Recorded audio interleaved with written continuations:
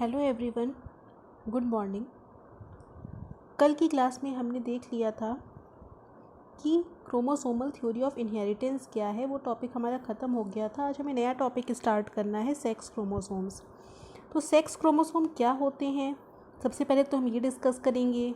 Sex chromosome humans में कितने type के पाए जाते हैं उसके बारे में हम बात करेंगे। उसके बाद उसका इनहेरिटेंस भी हमें पढ़ना है और कुछ सेक्स लिंक्ड कैरेक्टर हैं जिनका किस तरीके से इनहेरिटेंस पैटर्न होता है वो भी हमें समझना है। तो इस पूरे टॉपिक को ख़त्म करने के बाद हमारी यूनिट भी ख़त्म हो जाएगी, यूनिट 1 कंप्लीट हो जाएगी। तो इसको धीरे धीरे करते हुए हम पढ़ते चलते हैं ताकि सबकी समझ में भी आता रहे, क्योंकि ये सब टॉपिक आपको रटना नहीं है, समझना है, जिससे आप अपने वर्ड्स में इसको एग्ज़ाम में लिख सकें अगर आ जाता है क्वेश्चंस, और ये इंपॉर्टेंट भी है। तो चलिए स्टार्ट करते हैं सेक्स क्रोमोसोम्स। सेक्स क्रोमोसोम के बारे में सबसे पहले तो हम ये जानना है कि सेक्स क्रोमोसोम होता क्या है। सेक्स क्रोमोसोम नाम से ही पता चल रहा है, जिससे हमें पता चले कि किसी भी इंडिविजुअल का सेक्स क्या है। सेक्स का क्या मतलब होता है, जेंडर, क्या जेंडर है उसका, मेल है कि फीमेल है, ये हमें पता चलता है। तो नॉर्मल उसकी डेफिनेशन है कि a sex chromosome is a type of chromosome that participates in sex determination या जेंडर डिटर्मिनेशन।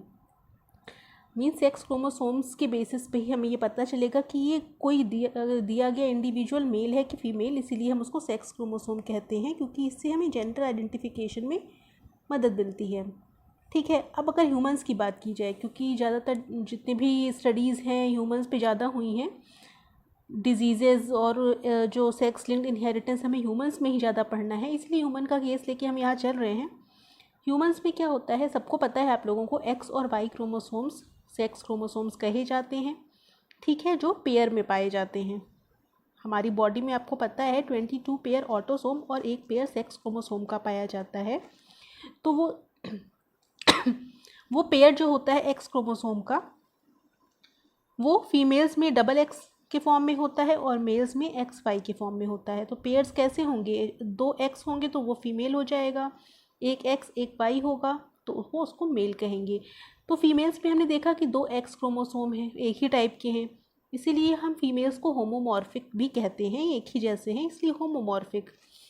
और मेल्स में एक्स वाई 2 तरीके के क्रोमोसोम अलग अलग पेयर बना रहे हैं, मतलब पेयर तो एक ही बना रहे हैं लेकिन उस पेयर में दोनों क्रोमोसोम अलग अलग टाइप के हैं, तो उसको हम कहेंगे हेट्रोमॉर्फिक, क्योंकि अलग अलग टाइप के हैं तो हेट्रो, एक तरह के हैं तो होमो। तो ये हमारा मेल और फीमेल की बात हो गई, किस तरीके से हम ये क्रोमोसोम्स को देखकर, एक्स और वाई क्रोमोसोम्स को देख के मेल और फीमेल का पता लगाते हैं, किसमें, ह्यूमंस में। ये मैंने ह्यूमन का केस बताया है। अलग अलग इंडिविजुअल्स में, अलग अलग स्पीशीज़ में कुछ अलग अलग टाइप का भी सेक्स डिटर्मिनेशन पाया जाता है। कहीं कहीं एक्स वाई ना हो के कुछ और होते हैं, किसी और अल्फ़ाबेट से उसको शो किया जाता है। तो हम यहाँ पे ह्यूमंस की बात कर रहे हैं, इसलिए मैं बार बार बोल रही हूँ।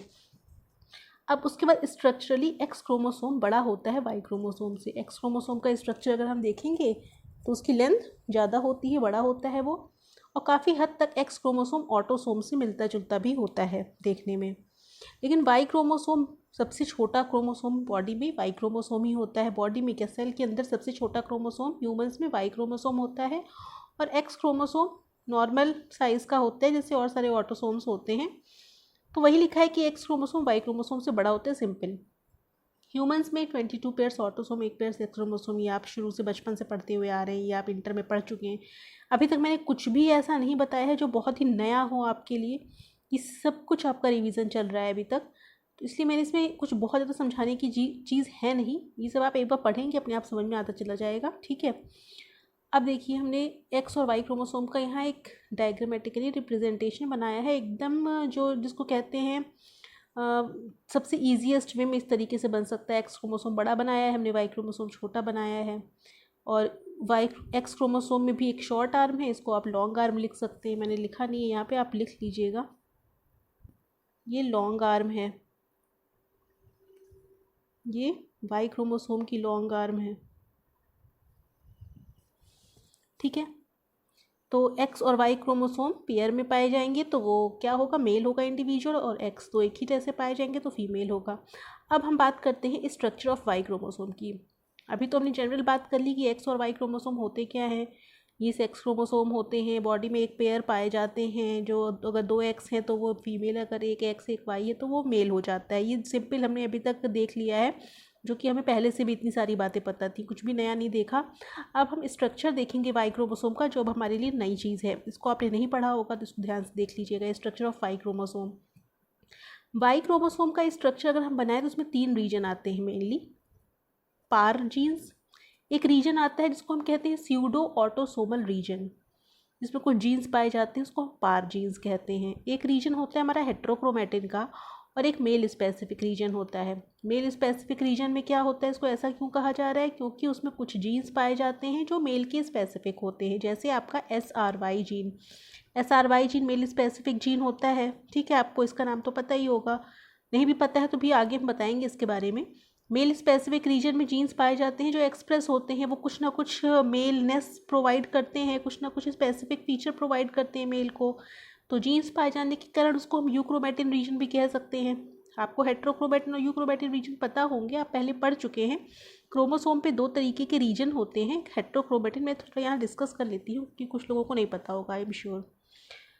अगर हम क्रोमोसोम बनाते हैं, क्रोमोसोम पे हमें पता है DNA पाया जाता है, DNA पे जीन्स पाए जाते हैं, मतलब एक तरह से हम ये भी कह सकते हैं क्रोमोसोम्स पे जीन पाए जाते हैं, जो कि हम कल देखे भी थे हम लोग क्रोमोसोमल थ्योरी ऑफ इनहेरिटेंस में। तो पूरे क्रोमोसोम में पूरा पार्ट ऐसा नहीं होता जिस पे जीन पाया जाएगा, ठीक है। उस क्रोमोसोम के कुछ रीजन ऐसे होते हैं जहाँ जीन्स बहुत ज़्यादा पाए जाते हैं, और कुछ रीजन ऐसे होते हैं जहाँ पे कोई भी जीन नहीं पाए जाते, वो डार्क रीजन होते हैं। डार्क रीजन कब होंगे, जब उसको स्टेन किया जाएगा तो उसमें कोई भी जीन प्रेजेंट नहीं होते, ठीक है। कुछ बीच के रीजन, कुछ एंड के रीजन ऐसे हो सकते, कहीं भी हो सकते हैं जहाँ पे कोई जीन ही प्रेजेंट नहीं होते, वहाँ केवल प्रोटीन्स होते हैं, या वो एक तरह से रीजन ऐसे होते हैं जो किसी भी अमाइनो एसिड को कोड नहीं करते, नॉन कोडिंग सीक्वेंसेस होते हैं, यहाँ जीन्स नहीं होते, ठीक। जीन्स नहीं होते तो क्या होते होंगे, यहाँ पे ऐसी सीक्वेंस होते होंगे कुछ नॉन रिपीटेटिव टाइप के, जो अल्टीमेटली किसी को कोड नहीं करते होंगे। लेकिन ऐसा नहीं है कि हम ये कह रहे हैं इसमें जीन्स नहीं पाए जाते, इसका मतलब हम ये नहीं कह रहे हैं कि यहाँ DNA नहीं पाए जाते। आप लोगों को पता नहीं कुछ समझ में आ रहा होगा कि नहीं मेरी बातें। अभी जब मैं DNA को डीप में बताऊंगी तो आपको समझ में आएगा कि DNA का, अगर हम पूरी बॉडी में अपने DNA को निकाल लें तो उसमें केवल 1% पार्ट में ही, DNA का 1% पार्ट ही क्या होता है, कोडिंग होता है या जीन से बना होता है। बाकी का पूरा DNA जीन से नहीं बना होता है, वो कुछ उसमें नॉन रिपीटेटिव सीक्वेंसेस होते हैं या नॉन कोडिंग सीक्वेंसेस उससे बना होता है। तो नॉन कोडिंग सीक्वेंसेस का जो प्रपोर्शन होता है वो ज़्यादा होता है DNA में। तो अगर हम कह रहे हैं क्रोमोसोम का ये वाला पार्ट हेट्रोक्रोमेटिन है, इसमें कोई जीन नहीं पाया जा रहा है, इसका मतलब ये नहीं है कि इसमें DNA नहीं पाया जाएगा, DNA पाया जाएगा, लेकिन वो किसी अमाइनो एसिड को कोड नहीं करेगा। अब तक तो ये बात समझ में आ गई होगी आप लोगों को, नहीं भी आई है, अगर अभी भी नहीं आई है तो मैं आपको जब DNA का स्ट्रक्चर पढ़ाऊंगी तो उसमें आपको ये बात क्लियर हो जाएगी। अभी इतना समझ लीजिए कि क्रोमोसोम का वो पार्ट जिस पे जीन्स पाए जाते हैं वो यूक्रोमेटिन कहलाता है, और क्रोमोसोम का वो पार्ट जिस पे जीन नहीं पाए जाते हैं वो हेट्रोक्रोमेटिन कहलाता है। Means heterochromatin, no gene, euchromatin, true gene, मतलब उसमें जीन पाए जाते हैं। मैं लिख भी दे रही हूँ यहाँ पे, ये आप लोगों को लिखना नहीं है, ये मैं समझाने के लिए बता रही हूँ। जहाँ पे जीन पाए जाएंगे उसको यूक्रोमेटिन कहेंगे, और जहाँ जीन नहीं पाए जाएंगे उसको हम हेट्रोक्रोमेटिन कहेंगे। हेट्रोक्रोमेटिन मैंने समझाने के लिए यहाँ बनाया हुआ, आप इसको बनाइएगा मत, या बनाइएगा भी तो किसी ऐसी जगह पे बनाइएगा कि आपका कंटिन्यूएशन में ये ना आए, ठीक है। आप ऊपर बना लीजिएगा, पीछे बना लीजिएगा, या कॉपी भी ऊपर वाला जो पार्ट होता है उस पर बना लीजिएगा, साइड में कहीं बना लीजिएगा समझने के लिए। तो वाई क्रोमोसोम के 3 रीजन हमने आपको बता दिए, पार्ट जीन्स, हेट्रोक्रोमेटिन और यूक्रोमेटिन। यूक्रोमेटिन को मेल स्पेसिफिक रीजन भी कहते हैं। इसका स्ट्रक्चर देखते हैं कैसा होता है। ये देखिए, ये वाई क्रोमोसोम का हमने यहाँ स्ट्रक्चर बनाया हुआ है। इसके बारे में मैंने लिखा कुछ नहीं है, क्योंकि यही सारा जो बनाया हुआ है इसी को पॉइंट पॉइंट में लिख देना, तो ये तो आप खुद भी कर सकते हैं। मैं बस आपका स्ट्रक्चर आपको बता रही हूँ, आप इसको पॉइंट में खुद लिखेंगे क्या क्या इसमें पॉइंट हो सकते हैं। ये एग्जाम में आ भी सकता है, इसलिए आप ये मत समझिएगा कि हमने छोड़ दिया तो आप भी छोड़ देंगे। और जो मैंने स्ट्रक्चर बनाया है आप उस तरीके का स्ट्रक्चर आप इससे भी अच्छा बनाएंगे, कोशिश करिएगा इससे भी अच्छा देखने में लगे, ठीक है। तो ये हमने वाई क्रोमोसोम बनाया हुआ है, जिसमें आपने देखा कि बीच वाला पार्ट है, बीच वाला पार्ट जो होता है वो सेंट्रोमियर कहलाता है। किसी भी क्रोमोसोम में बीच वाला पार्ट सेंट्रोमियर कहलाएगा। ये हम इंटर तक पढ़ चुके हैं, कोई नई बात नहीं है। तो जहाँ जहाँ से भी जैसे मान लीजिए कोई भी क्रोमोसोम है तो सेंट्रोमियर क्या करता है, उसको दो पार्ट में डिवाइड करता है क्रोमोसोम को, और दो इक्वल पार्ट भी हो सकते हैं, अनइक्वल भी हो सकते हैं, लेकिन ज़्यादातर में अनइक्वल ही होते हैं। तो वाई क्रोमोसोम में क्या होता है कि सेंट्रोमियर अनइक्वल पार्ट में डिवाइड करता है, ये कुछ नहीं है। तो अनइक्वल पार्ट में एक छोटा आर्म होता है, एक बड़ा आर्म होता है। क्रोमोसोम का जो छोटा आर्म होता है उसको डिनोट करने के लिए हम पी अल्फ़ाबेट का यूज़ करते हैं। ठीक, मेरी हर एक बात को ध्यान से सुनिएगा। क्रोमोसोम सेंट्रोमियर पे क्या होता है, दो भाग में बट जाता है। दो भाग बराबर भी हो सकते हैं, बराबर नहीं भी हो सकते हैं। वाई क्रोमोसोम के केस में दोनों भाग बराबर नहीं होते हैं। जो सेंट्रोमियर बांटता है, एक छोटा पार्ट होता है, एक बड़ा पार्ट होता है। छोटे पार्ट को शो करने के लिए हम पी अल्फ़ाबेट का यूज़ करते हैं और बड़े पार्ट को शो करने के लिए क्यू अल्फ़ाबेट का यूज़ करते हैं। अब आपको पी क्यू कैसे याद रहेगा, आप कहीं ऐसा ना हो कि शॉर्ट आर्म में क्यू लिख के चले आएँ, तो उसको आप याद इस तरह से रख सकते हैं अल्फ़ाबेट वाइज। पी पहले आता है, क्यू बाद में आता है। जो पहले आएगा, ठीक है, वो एक तरह से छोटा समझा जाएगा, और जो बाद में आएगा वो बड़ा समझा जाएगा। ठीक, जो वैसे तो ये चीज़ उल्टी है, लेकिन आपको इसी तरीके से याद करना पड़ेगा।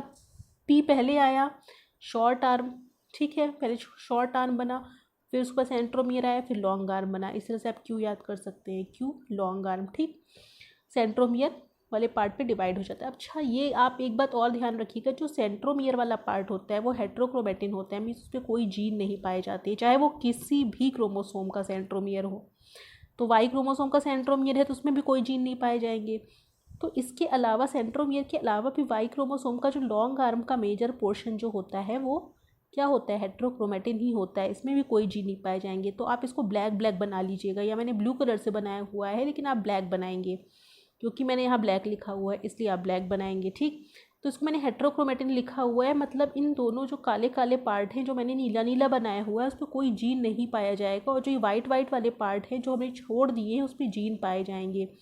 तो वो जीन पाए जाएंगे तो उसको यूक्रोमेटिन भी कह सकते हैं, या मेल स्पेसिफिक रीजन कह सकते हैं जिस पे जीन्स पाए जाएंगे। और ये जो जीन होंगे वो कुछ ना कुछ ऐसा कैरेक्टर प्रोवाइड करेंगे जो केवल मेल्स में ही प्रेजेंट होंगे। ठीक है, तो ये मेल स्पेसिफिक रीजन इसीलिए इनको कहा जा रहा है। हेट्रोक्रोमेटिन रीजन हो ही गया, सेंट्रोमियर की बात हमने कर ही ली, शॉर्ट आर्म और लॉन्ग आर्म की बात हमने कर ही ली। अब एक रीजन आता है स्यूडो ऑटोसोमल रीजन। तो दो तरीके के स्यूडो ऑटोसोमल रीजन होते हैं वाई क्रोमोसोम पे, पार 1 और पार 2, और ये एक्स क्रोमोसोम पर भी पाए जाते हैं। ऐसी बात नहीं है कि केवल वाई पे ही पाए जाते हैं। तो स्यूडो ऑटोसोमल रीजन का मतलब क्या होता है, स्यूडो ऑटोसोमल रीजन का मतलब होता है कि ये वाला जो पार्ट है ये ऑटोसोम की तरह बिहेव करता है, जो नॉर्मल ऑटोसोम होते हैं उनकी तरह बिहेव करता है तो ये सेक्स क्रोमोसोम, लेकिन उसका जो एंड वाला पार्ट है वो ऑटोसोम की तरह बिहेव करता है। इसका मतलब ये है कि मियोसिस पे ये रिकॉम्बिनेशन वाले इवेंट में पार्टिसिपेट करते हैं। ठीक है, तो ये रिकॉम्बिनेशन वाले इवेंट में पार्टिसिपेट करते हैं, कुछ ना कुछ इनका ऐसा रोल होता है जो मैं आपको अगर बाद में टाइम रहेगा तो मैं इसको और डीप में बताऊंगी कि पार 1 और पार 2 रीजन एक्स क्रोमोसोम के और वाई क्रोमोसोम के आपस में रिकम्बाइन करके सेपरेट हो सके, इसीलिए रीजन यहाँ पाया जाता है। ठीक है, तो इसका आपको बस इतना लिखना है पार रीजन के बारे में कि ये स्यूडो ऑटोसोमल रीजन होता है जो एक्स और वाई क्रोमोसोम के एंड्स पर पाया जाता है, और इसका जो बिहेवियर होता है ऑटोसोम्स की तरह ही होता है। ये पॉइंट आपको लिखना पड़ेगा। उसके अलावा आप सेंट्रोमियर के बारे में लिखेंगे कि सेंट्रोमियर एक ऐसा पार्ट होता है वाई क्रोमोसोम पे जो उसको दो अनइक्वल हाफ में डिवाइड करता है, दो अनइक्वल हाफ शॉर्ट आर्म और लॉन्ग आर्म, इसको हम पी और क्यू से डिनोट करते हैं। और सेंट्रोमियर के अलावा हेट्रोक्रोमेटिन का रीजन लॉन्ग आर्म पे मेजर पोर्शन जो होता है वो हेट्रोक्रोमेटिन का रीजन होता है, प्रेजेंट होता है, जिसमें कोई जीन्स नहीं होते। और यूक्रोमेटिन का रीजन मेल स्पेसिफिक जीन से बना होता है, इसको मैं लिख दे रही हूँ, यूक्रोमेटिन का रीजन होगा ये। ठीक है, ये आपका हो गया वाई क्रोमोसोम का स्ट्रक्चर, कैसे कैसे अरेंजमेंट होता है, कहाँ कहाँ जीन नहीं होते, कहाँ कहाँ जीन होते हैं, कहाँ कहाँ स्यूडो ऑटोसोमल रीजन होते हैं। इतना ही आपको वाई क्रोमोसोम के स्ट्रक्चर में पढ़ना है। ठीक है, तो इसको आज देख लीजिएगा और लिख भी लीजिएगा पॉइंट कि इसमें क्या क्या पॉइंट हैं। आप सब लोग लिख के कॉपी में भेजिएगा, आप नोट्स भेजते हैं तो उसमें आप इसके 2-3 पॉइंट लिख के, जितने भी आपको समझ में आए हों मेरे बोलने से, वो यहाँ लिख के भेजिएगा। और कल हम एक्स क्रोमोसोम का स्ट्रक्चर देखेंगे, और फिर आगे हम देखेंगे कि सेक्स डिटर्मिनेशन अलग अलग स्पीशीज़ में, जो मेजर स्पीशीज़ हमें पढ़नी है उसमें कैसे कैसे होता है। ठीक है, आगे की बातें हम बाद में करेंगे, अब इतना आज के लिए इतना ही रखते हैं। Okay, thank you.